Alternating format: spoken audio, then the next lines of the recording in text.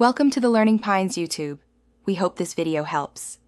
In this video, I will show how to make caramel topping for cake step by step. Start by gathering sugar, heavy cream, salted butter, a heavy saucepan, and a candy thermometer.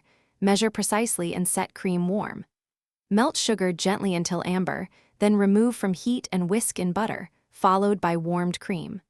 Cool slightly before pouring over a cake so the caramel sets with a glossy finish. Start by warming your heavy cream to just below boiling and set it aside.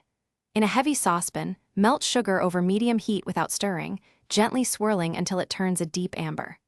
Remove from heat, add chunks of salted butter, and whisk until smooth, then slowly stream in the warmed cream while whisking. Return briefly to low heat to combine, cool slightly, and use immediately for best texture. If you're finding this helpful, please subscribe and give the video a like to support more content.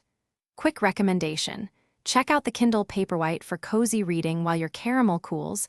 It pairs well with dessert breaks and easy kitchen moments.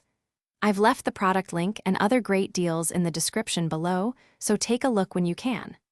Thank you for watching. Now let's get back to the video. If your caramel seizes or crystallizes, don't panic. Add a tablespoon of water or a few drops of lemon juice, then gently reheat while stirring.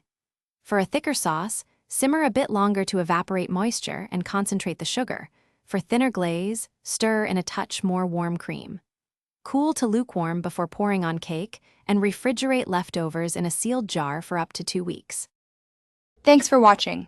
Consider subscribing if we helped you.